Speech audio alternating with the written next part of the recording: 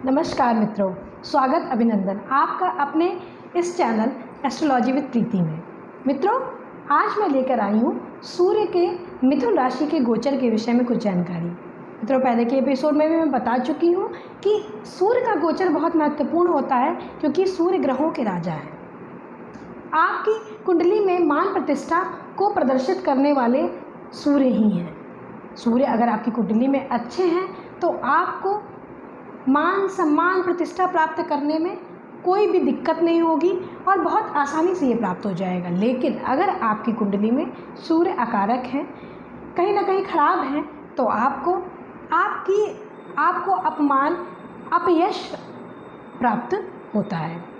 मित्रों, जैसे कि बता दें कि ग्रहों में राजा की संज्ञा मिली है, तो कहीं ना कहीं राजा को क्रूर भी कहा गया है, तो इन्हें क्रूर ग्रह की भी संज्ञा दी गई है और इनका गोचर हो रहा है वायु तत्वीय राशि मिथुन राशि में, जो बुध देव की राशि है। तो मित्रों, मिथुन राशि है वो कहीं ना कहीं संचार के माध्यमों को प्रदर्शित करने वाली है, बुध की राशि है। तो बुध से संबंधित भी जो विशेषताएं हैं, क्वालिटीज़ हैं, वो भी सूर्य के इस गोचर में हमें दिखाई पड़ेंगी।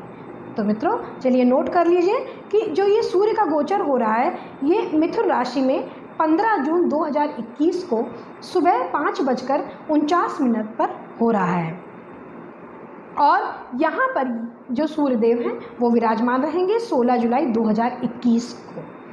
इसके बाद ये चंद्रदेव की कर्क राशि में प्रवेश करेंगे। तो मित्रों, देर न करते हुए हम आज अपने इस राशिफल को आगे बढ़ाते हैं कि इस एक महीने के गोचर में आपको किस तरीके की सावधानियां बरतनी है और किस तरीके का आपको इस गोचर से लाभ लेना है। मित्रों, गोचर घटित तब ज़्यादा होता है अगर उस ग्रह की दशा या अंतर्दशा आपकी कुंडली में चल रही हो। और मित्रों, साथ ही आपको ये बता दें कि जो गोचर को देखने का तकनीक होती है वो कहीं ना कहीं चंद्र राशि और लग्न राशि से होती है। मित्रों, आपको आसानी के लिए चंद्र राशि से बता दिया जाता है कि क्योंकि आप लोगों को इतना ज्ञान नहीं रहता, इसलिए चंद्र राशि से बता दिया जाता है, लेकिन आपके गोचर का पूरा जो इफेक्ट आता है वो कहीं ना कहीं चंद्र राशि और लग्न राशि से होता है। मित्रों, चंद्र राशि वो राशि होती है जो आपकी कुंडली में जहाँ पर चंद्रदेव विराजमान होते हैं, और लग्न राशि वो राशि होती है जो आपकी कुंडली का पहले खाने में जो राशि रहती है। तो मित्रों, गोचर को अगर आपको देखना है तो आप इस तरीके से देखिए। और मित्रों, अगर आपके पास कुंडली नहीं है तो आप अपनी नाम राशि से भी, जो भी आपके पुकारने का नाम है, जो आपके संस्था में आप कहीं कार्य करते हैं वहाँ पर आपका नाम है, उस नाम से भी आप इस ग्रह के जो ग्रहों के गोचर का जो राशिफल है उसको भी आप देख सकते हैं। तो मित्रों, चलिए देर ना करते हुए हम देखते हैं कि हमारे ग्रहों के राजा जब युवराज की राशि में प्रवेश करते हैं तो आखिर वो क्या इफेक्ट लेके आते हैं। तो चलिए मित्रों, राशियों के क्रम में हम देखते हैं। पहली राशि है मेष राशि। मेष राशि में अगर हम देखते हैं तो ये पंचम भाव के स्वामी हैं सूर्यदेव, और इनका गोचर जो हो रहा है वह तृतीय भाव में हो रहा है। यह भाव कहीं ना कहीं छोटी दूर की यात्राओं को दिखाता है, छोटे भाई बहनों को दिखाता है, संचार का कारक माना जाता है, और कहीं ना कहीं पंचम भाव संतान को दिखाता है। तो यहाँ पर आप ये दे सकते हैं कि जो ज़्यादा कारोबार करते हैं उन्हें छोटी यात्राएं करनी पड़ सकती हैं और इससे लाभ भी मिलेगा, उनको लाभ की पूरी संभावना है।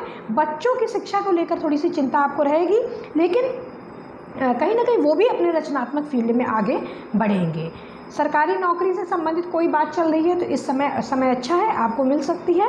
और कहीं ना कहीं आपको प्रशासनिक और जो आपका क्षमता है उसमें भी आपको सुधार आएगा। और यहाँ पर देखा जाए तो पिता के लिए भी जो संबंध हैं, पिता के साथ भी संबंध, क्योंकि पिता को डिनोट करते हैं सूर्य, तो पिता के साथ भी संबंध आपके मधुर रहेंगे और आपको उनकी बातों के हिसाब से ही आपको कार्य भी करना चाहिए।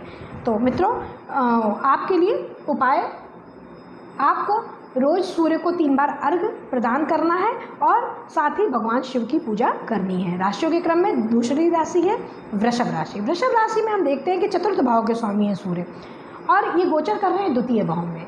तो चतुर्थेश मतलब जो सुखेश है, वो कहीं ना कहीं द्वितीय भाव में गोचर करता है। द्वितीय भाव आपकी कुटुंब के बारे में बताता है, परिवार के बारे में बताता है, धन बचत के विषय में बताता है। तो कहीं ना कहीं इस गोचर के दौरान घर के आपका कहीं ना कहीं घर आप लेना चाहते हैं तो आप ले सकते हैं, अचल संपत्ति आपको मिल सकती है, आर्थिक लाभ की पूरी संभावना यहाँ दिख रही है। आप अपने घर वालों के साथ समय बिताना चाहेंगे। हाँ, यहाँ पर एक चीज़ और आ जाती है कि जब भी द्वितीय भाव में सूर्य का गोचर होता है तो कहीं ना कहीं वाणी में, क्योंकि सूर्य एक तेज है, तेज पुंज है, तो कहीं ना कहीं जहाँ जिस भाव में रहते हैं उस भाव को वो थोड़ा सा आक्रामक कर देते हैं। तो वो चीज़ आ जाएगी, आपकी वाणी में कठोरता आ सकती है, इससे आप बचें। क्योंकि जब परिवार की बात आती है तो वाणी में आपको मधुरता रखनी पड़ेगी। सातवीं दृष्टि कहीं ना कहीं अष्टम भाव में पड़ेगा। आपको अपयश का थोड़ा सा बचना है कि आपको अपयश का सामना करना पड़ सकता है। और साथ में आपको कहीं ना कहीं पर ससुराल से यहाँ पर फ़ायदा आपको हो सकता है।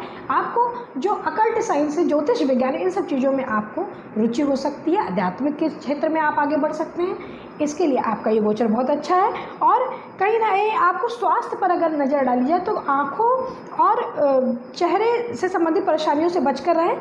वायरल संक्रमण से बचाने के लिए इस समय बचाना पड़ेगा। और वैसे भी मित्रों बता दें कि जब भी सूर्य का गोचर अब जब होता है मिथुन राशि में तो कहीं ना कहीं बारिश का मौसम आने वाला होता है, तो कहीं ना कहीं संक्रमण फैलने की क्षमता वो ज़्यादा रहती है, संभावना।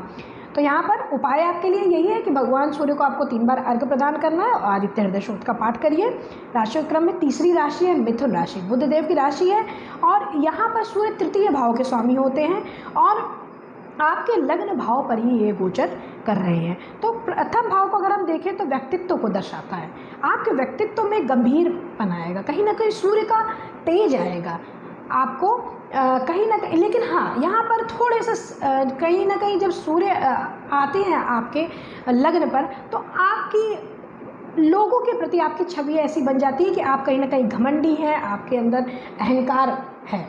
तो इस बात को ज़रा सा आप ध्यान रखिए। और आप कहीं ना कहीं अपने दोस्तों या यात्राओं पर आप पैसा खर्च कर सकते हैं। सप्तम भाव में दृष्टि पड़ेगी तो हो सकता है कि जीवन साथी से मन मुटाव हो जाए। जीवन साथी, क्रोध आपको ज़्यादा है तो हो सकता है कि जीवन साथी से भी आपके संबंध खराब हो जाए, इसके ऊपर ज़रा सा ध्यान रखिएगा। अहंकार को बिल्कुल हावी ना होने दीजिएगा, क्योंकि देखिए कहीं ना कहीं अभिमान और स्वाभिमान बहुत अच्छी चीज़ है, लेकिन कहीं ना कहीं जब अभिमान वो हो जाता है तो फिर वो चीज़ गड़बड़ हो जाती है। उस चीज़ का आप ध्यान रखिए। और वाणी पर बहुत आप वाणी पर नियंत्रण रखिए। और इस समय गोचर के दौरान आपकी रोग प्रतिरोधक क्षमता बहुत अच्छी रहेगी, क्योंकि सूर्य जब लग्न पे आते हैं तो आपकी आत्मा मजबूत हो जाती है, आप अंदर से मजबूत हो जाते हैं। तो कहीं ना कहीं आपके लिए गोचर ये ठीक ठाक है। आपके लिए उपाय देखिए, सूर्य को मजबूत करने के लिए आपको रविवार के दिन गुड़ गेहूँ आप दान कर सकते हैं और साथ ही आपको 3 बार अर्घ अवश्य प्रदान करना है। राशियों के क्रम में चौथी राशि है कर्क राशि। कर्क राशि अगर हम देखें तो द्वितीय भाव का स्वामी द्वादश भाव में गोचर कर रहे हैं। द्वादश भाव अगर हम देखें तो हानि का, कहीं ना कहीं व्यय का, विदेशी संबंध का कारक माना जाता है। तो स्वास्थ्य संबंधी कुछ दिक्कतें यहाँ पर आ सकती हैं, सरदर्द, बुखार, आँखों से संबंधित परेशानियाँ हो सकती हैं। और क्योंकि विदेशों से संबंधित है तो मल्टीनेशनल कंपनी से आपको फ़ायदा हो सकता है, यहाँ पर आपके लिए बढ़िया है। और इसलिए अत्यधिक निवेश करने से यहाँ पर अभी बचना है, क्योंकि इस गोचर के दौरान आपको निवेश करने में बहुत सावधानी बरतने की ज़रूरत है। आप अत्यधिक विश्वास किसी करने से पहले उस चीज़ को समझ लें, एकदम से आँख मूंद कर विश्वास मत करिए। और आपको जीवन साथी के साथ भी अपनी बातों को खुलकर कहिए, कहीं किसी तरीके की गलतफहमी बीच में ना आ जाए। और अपने खान पान की आदतों को सुधारिए। स्वास्थ्य कहीं ना कहीं 12वें भाव में गोचर है तो उनकी दृष्टि 6वें भाव में भी है। तो यहाँ पर आपको रोग से संबंधित समस्या रोग आ सकते हैं। आपको हड्डियों से संबंधित समस्या, बुखार की समस्याएं, आँखों से संबंधित समस्या जरूर आ सकती है। और साथ ही साथ आपको हार्ट से संबंधित ये सब समस्याएं आपको आ सकती है। इसलिए आपको योग ध्यान इसकी शरण में आपको जाना चाहिए। और साथ ही इस राशि के जातकों को सलाह दी जाती है कि आप डॉक्टरी सलाह समय समय पर बिल्कुल लेते रहें। आपके लिए उपाय 3 बार आप अर्घ्य प्रदान करिए। और सूर्य के बीज मंत्र है जो ओम ह्रीं ह्रीं ओम सः सूर्याय नमः, ओम ह्रीं ह्रीं ह्रौं सः सूर्याय नमः का आपको जाप करना है। राशियों के क्रम में 5वीं राशि है सिंह राशि। सिंह राशि अगर देखा जाए तो सूर्य लग्नेश है, लग्न के स्वामी है और वर्तमान गोचर में एकादश भाव में विराजमान हो रहे हैं। तो देखिए कहीं ना कहीं ये बहुत अच्छा योग है कि आपका लग्न का स्वामी जाके लाभ भाव में है, आपको हर चीज़ से लाभ प्राप्त होगी। या ये जो एकादश भाव का स्वामी, एकादश जो भाव है वो कहीं ना कहीं बड़े भाई बहनों को, आपके लाभ को, आपके आय को डिनोट करता है। तो कहीं ना कहीं आपके इसमें अगर आप देखें तो आप उन सब से, हाँ बड़े भाई बहनों से हो सकता है कि आपको थोड़ा सा संबंध खराब हो सकते हैं, क्योंकि कहीं ना कहीं रिश्तों को थोड़ा सा प्रॉब्लम क्रिएट करते हैं, उस वहाँ पर थोड़ी संबंधी समस्या है। बाकी और ऐसी कोई यहाँ पर आपको लाभ ही लाभ मिलेगा। कोई यहाँ पर अगर आपकी नौकरी से संबंधित कोई प्रॉब्लम चली उसका सल्यूशन होगा। यहाँ पर आपके बॉस आपके काम से प्रसन्न रहेंगे। आपकी नौकरी में जो संबंधित समस्याएं आ रही हैं वो कहीं ना कहीं आपको जो आ रही हैं वो यहीं पे सल्यूशन हो जाएगा, उसका सल्यूशन आ जाएगा आपके पास। प्रशासनिक क्षमताएँ भी आपके पास रहेंगी। सरकारी क्षेत्र के में भी आपको लाभ हो सकता है। सरकारी क्षेत्र में बहुत दिनों से आप उसी कार्य के लिए प्रयासरत है, समय आ गया है आपको लाभ के लिए, लाभ लीजिए। पारिवारिक जीवन भी अच्छा रहेगा, इच्छाओं को पूरा करने वाला होगा। सूर्यदेव यहाँ पर आएंगे, आपकी इच्छा को पूरा करेंगे। संतान भाव को देखेंगे तो हो सकता है संतान को लेकर आपको समस्या हो जाए, संतान से आपको आप खुश ना रहें, इस बात को देखिए। संतान, लेकिन संतान भी रचनात्मक फील्ड में आगे बढ़ेगी क्योंकि मिथुन राशि में कहीं ना कहीं है। तो स्वार्थ और देखिए कहीं ना कहीं सिंह राशि का स्वभाव भी होता है, थोड़ा सा जिद्दी स्वभाव भी कहा जाता है। तो इस चीज़ को ज़रा सा किनारे रखिए और आप वाणी पर अपनी बहुत संयम रखिए। बाकी आपका गोचर ये बहुत बढ़िया सिंह राशि वालों के लिए है। आपके लिए आपको 3 बार अर्घ्य प्रदान करना है और आदित्य हृदय स्रोत का पाठ आपको नित्य करना है। राशियों के क्रम में 6वीं राशि है कन्या राशि। कन्या राशि में हम देखें तो द्वादशीष होते हैं सूर्य और आपके 10वें भाव में गोचर कर रहे हैं। तो 10वां भाव कैरियर, प्रतिष्ठा, मान सम्मान आदि को प्रदर्शित करता है और इसमें सूर्य दिग्बलीय अवस्था में होते हैं बिल्कुल, और कहीं ना कहीं ज़बरदस्त मतलब फ़ायदा दिलाते हैं। यहाँ पर बहुत पावर में रहते हैं सूर्य कहे जाते हैं। और कहीं आप और इस दौरान हो सकता है कि आपको कुछ ऐसे अवसर मिले जिसका आप फ़ायदा उठा सकते हैं और आगे आपको उसकी फ़ायदा आपको मिलेगा। आपको जो लोग बेरोज़गार थे वो कहीं ना कहीं उनको रोज़गार मिल सकता है। लेकिन क्योंकि व्ययेश द्वादशीष जहाँ पर आके जहाँ पर भी गोचर करते हैं, जहाँ बैठते हैं वहाँ से संबंधित कुछ चीज़ों की कमी करते हैं। तो हो सकता है उन चीज़ों से, जैसे पिता का स्वास्थ्य खराब हो सकता है, यहाँ पर कुछ बॉस आपकी बातों को ना समझ पाए, आपकी मिसअंडरस्टैंडिंग हो सकती है, इस तरीके की समस्या हो सकता है। वायरल इन्फेक्शन यहाँ पर हो सकता है। 4th भाव में क्योंकि दृष्टि पड़ेगी तो माँ का स्वास्थ्य गड़बड़ हो सकता है और कुछ इसलिए नकारात्मकता को लेकिन यहाँ पर आपको दूर रखना पड़ेगा क्योंकि नकारात्मकता आपके ऊपर हावी होगी। तो इसको आप ध्यान रखिए, ध्यान योग की शरण में जाइए। और आपके लिए उपाय वही है कि रविवार को आपको गेहूं गुड़ का दान करिए और 3 बार अर्घ्य अवश्य प्रदान करिए। राशियों के क्रम में 7वीं राशि तुला राशि। तुला राशि में अगर हम देखें तो आपके एकादश भाव का स्वामी कहे जाते हैं सूर्य। कहीं ना कहीं आप गोचर कर रहे हैं 9वें भाव में, तो भाग कहीं ना कहीं ये धर्म को दिखा। सूर्य वैसे भी कारक हैं 9वें भाव के, धर्म, पिता, इन अध्यात्म यात्राओं सबके कहीं ना कहीं 9वां भाव डिनोट करता है।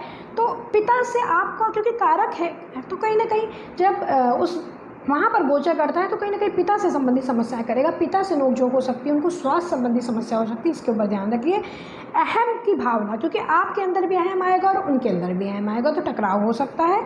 तो 9वें भाव में सूर्य का गोचर बहुत अच्छा नहीं कहा जाता है, एक नॉर्मल कहा जाता है। इसलिए आपको, हाँ आपको भाग्य का साथ मिलेगा, बिल्कुल मिलेगा, क्योंकि एकादश भाव का स्वामी है 9वें भाव में है। तो आय कहीं ना कहीं आपको आय जो बढ़ेगी वो आपको कहीं ना कहीं भाग्य से बढ़ेगी। तो इस चीज़ का आमदनी धीरे धीरे बढ़ेगी आपकी।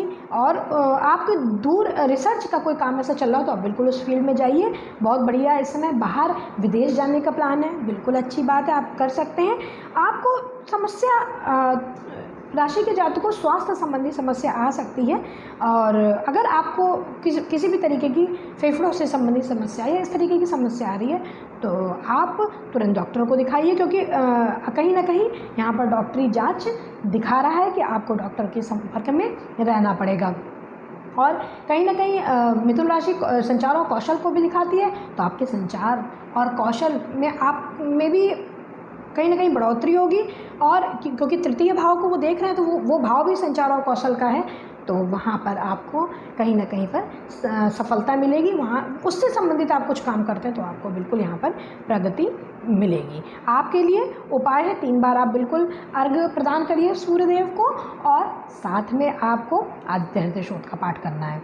राशियों के क्रम में 8वीं राशि वृश्चिक राशि। वृश्चिक राशि में अगर हम देखें तो 10वें भाव का स्वामी है सूर्य, दशमेश कहे जाते हैं, और अष्टम भाव में गोचर कर रहे हैं।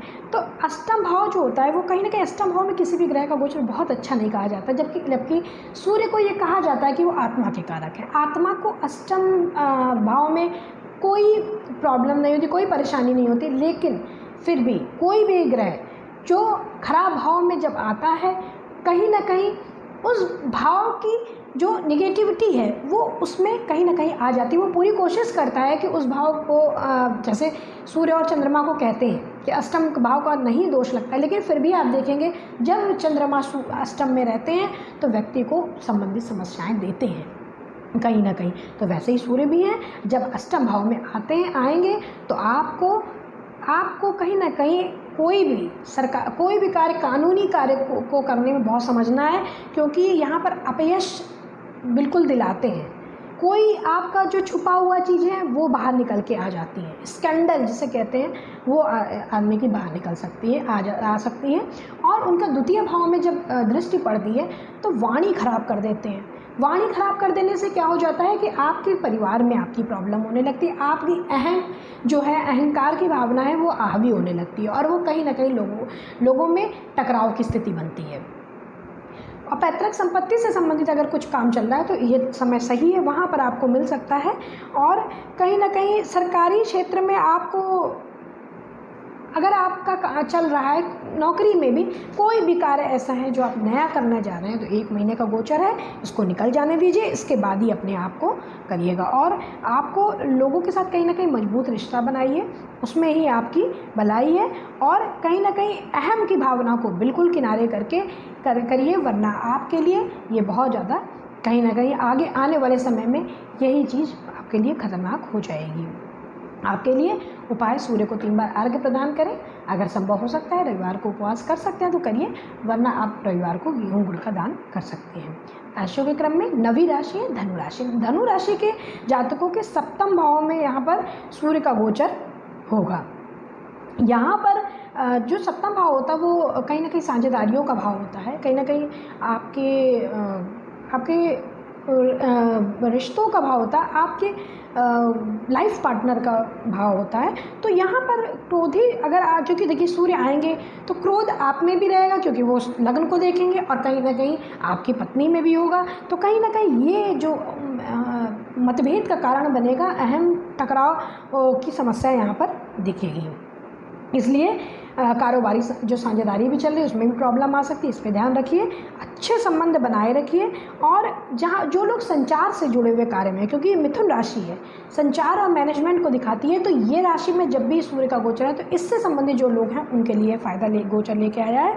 और आपको कहीं ना कहीं अपने जो साझेदार हैं, व्यापार में अगर आप साझेदारी करते हैं तो उसमें भी आपको देखना है कि आपको ऐसी बातें नहीं करनी है जिससे जो आपका साझेदार है वो भी आपके प्रति किस तरह की कटुता की भावना रखे। वाणी पर नियंत्रण रखिएगा, क्योंकि वाणी कहीं ना कहीं पर आपको प्रॉब्लम कर सकती है, और आपके अंदर ऊर्जा शक्ति बहुत रहेगी, आपकी कहीं ना कहीं इम्यूनिटी पावर भी स्ट्रांग रहेगी। और आपके लिए इस गोचर में आपको ये सलाह दी जाती है कि कहीं ना आप अपने अहंकार को बहुत ही कंट्रोल रखिए, और बात करने में अपनी वाणी में बिल्कुल मधुरता रखिए। आपके लिए उपाय है कि आपको सूर्य को 3 बार अर्घ्य अवश्य प्रदान करना है। और आपको अगर आप सूर्य को अर्घ्य प्रदान करें तो उसमें रोली अवश्य डाल दें। राशियों के क्रम में 10वीं राशि है मकर राशि। मकर राशि में हम देखते हैं कि आपके अष्टम भाव का स्वामी है सूर्य और छठे भाव में गोचर कर रहे हैं। यहाँ पर आपको ये चीज़ बता दें कि देखिए अष्टम भाव का स्वामी अष्टमेश है, छठे भाव में गोचर, कहीं ना कहीं विपरीत राजयोग यहाँ बन रहा है, क्योंकि जहाँ शनिदेव हैं वो अपनी स्वराशि में मजबूत स्थिति में हैं। तो यहाँ पर, और छठा भाव अगर आप देखें तो शत्रुओं बीमारियों का कारक कहा जाता है। तो यहाँ पर जो गोचर है, जो अष्टमेश है, वो छठे भाव में आ रहे हैं। तो आपके लिए बीमारी, जो कहते हैं कि बीमारियों से लड़ने की क्षमता आपकी अच्छी रहेगी। आप जो आपकी बीमारी अगर पहले से कोई चली आ रही है उससे आपको आराम मिलेगा। कोर्ट कचहरी के किसी मामले में आप फंसे हैं वहाँ पर भी आपको फ़ायदा मिलेगा। और जो लोग लोन या कर्जा लिए वो भी इस समय चुकता कर सकते हैं, लेकिन आपको लोन लेना नहीं है किसी से। और आप कहीं ना कहीं आप शारीरिक रूप से परेशान हैं तो इस समय आपका समय अच्छा है, आप रख सकते हैं। आप अपने कार्य में जो कार्य को व्यवस्थित रखिए, क्योंकि ये व्यवस्थित आज आप जब रखेंगे तब आपको आगे इसका फल मिलेगा। मल्टीनेशनल कंपनीज कोई बात चल रही है, बहुत अच्छा ये समय है आपके लिए कि आप उसको अच्छे से कर सकते हैं। और आपका ये गोचर कहीं ना कहीं विपरीत राजयोग लेके आ रहा है, तो जैसे जैसे विपरीत कंडीशन बनेगी वैसे वैसे ये चीज़ आपके लिए अच्छी बनती जाएगी। विद्यार्थियों का हो सकता है कि पढ़ाई में मन इस समय ना लगे, तो उनको अपनी ध्यान रखना है, योग ध्यान की शरण में रहिए, तो आपका धीरे धीरे कंसंट्रेशन भी बच्चों का बढ़ जाएगा। आपके लिए उपाय है कि आपको रविवार को आपको गेहूं और गुड़ का दान करना है, गाय को खिला दीजिए, दान कर दीजिए, और 3 बार आपको अर्घ अवश्य प्रदान करना है। राशियों के क्रम में 11वीं राशि है कुंभ राशि। कुंभ राशि हम देखते हैं कि सप्तम भाव का स्वामी जो है वो पंचम भाव में कहीं ना कहीं पर गोचर कर रहा है। तो आपका सप्तम भाव का स्वामी जो है वो पंचम भाव में हो रहा है, तो बच्चों के सेहत के लिए बहुत अच्छा नहीं कहा जा सकता है, क्योंकि सप्तम भाव का स्वामी जो होता है कहीं ना कहीं उसे मारक भाव कहा जाता है, सप्तम भाव का। तो जब वो पंचम भाव में आता है तो बच्चों की सेहत के लिए बहुत अच्छा नहीं कहा जाएगा, बच्चे बीमार हो सकते हैं, इसके ऊपर ध्यान रखिए। कारोबार के लिए अच्छा यहाँ पर रहेगा। और आपको आप हर तरीके से बेहतर यहाँ पर सिद्ध होंगे। और यहाँ कुछ ऐसा ना निवेश करिए कि जो इसी महीने में कुछ मिले, ऐसी लंबी अवधि का निवेश करिए जिससे आपको आने वाले समय में इस निवेश का फ़ायदा आपको अवश्य होगा। सकारात्मक और खुश आप यहाँ इस गोचर के दौरान नज़र आएंगे। और क्योंकि जो बच्चे हैं, इस राशि के जातकों के जो बच्चे हैं वो भी, उनका भी पढ़ाई में मन नहीं लगेगा, उनके ऊपर ध्यान रखना बहुत ज़रूरी है। आध्यात्मिक विषयों में आपको भी सक्रिय रहना है, क्योंकि इस समय आप सक्रिय नहीं रहेंगे, जो कि बहुत गलत चीज़ रहेगी। और स्वास्थ्य का आपको विशेष ध्यान देना है, क्योंकि कहीं ना कहीं जब वो पंचम भाव में आए तो पंचम भाव जो पेट का कारक होता है, तो कहीं ना कहीं यहाँ पर जब वो आते हैं तो आपका कहीं ना कहीं पर आपका पेट से संबंधित समस्या एसिडिटी की प्रॉब्लम दे देते हैं, इन सब चीज़ों की समस्या दे सकते हैं। और सप्तमेश होकर जब वो पंचम भाव में आते हैं तो आपकी कहीं ना कहीं कुछ इस तरीके का जो आपका कारोबार या कुछ ऐसे बच्चों से संबंधित है, आपके बच्चे उसमें सपोर्ट कर सकते हैं। राशियों के और आपके लिए उपाय कि आपको रविवार के दिन गेहूं गुड़ का दान करिए और 3 बार आप सूर्य को अर्घ अवश्य प्रदान करिए। राशियों के क्रम में अंतिम राशि है मीन राशि। मीन राशि में अगर हम देखें तो छठे भाव का स्वामी ग्रह है सूर्य, और आपके चतुर्थ भाव में गोचर कर रहा है। तो चतुर्थ भाव में गोचर बहुत अच्छा नहीं कहा जाता किसी भी ग्रह का, और क्योंकि चतुर्थ भाव आपके सुखों का कारक है, आपकी माता का, भूमि भवन का।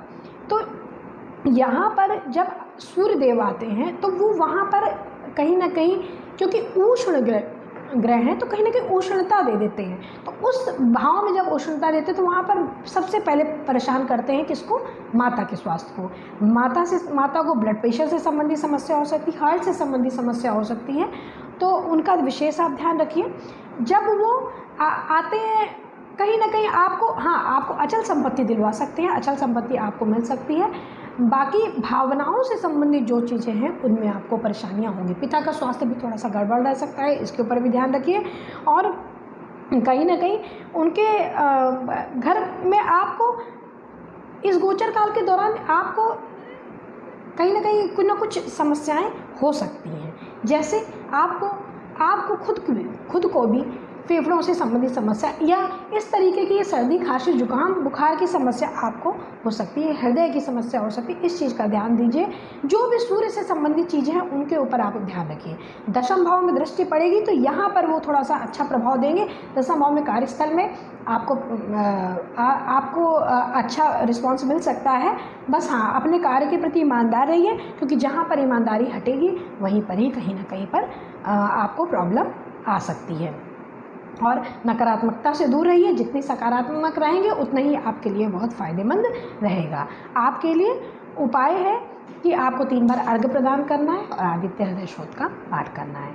तो मित्रों, ये था गोचर सूर्य देव का मिथुन राशि में जो गोचर हो रहा उसका विभिन्न राशियों पर, मेष से लेकर मीन राशि के जातकों पर आखिर क्या प्रभाव पड़ेगा, इसके विषय में चर्चा। मित्रों, पहले भी बता चुकी हूँ कि देखिए, ये जो गोचर होते हैं ये आपके सूर्य की भी आपकी कुंडली में स्थिति को देखते हुए भी देखे जाते हैं। लेकिन फिर भी आप इतना निश्चिंत हो जाइए कि आप इस गोचर को देखकर जो आपको उपाय बताए गए उन उपायों को करेंगे तो ये गोचर भी 1 महीने का गोचर है, ये बहुत आराम से निकल जाएगा। तो मित्रों, आज के लिए इतना। अगले एपिसोड में हम लेके आएंगे और भी नई नई जानकारियाँ। तब तक के लिए नमस्कार।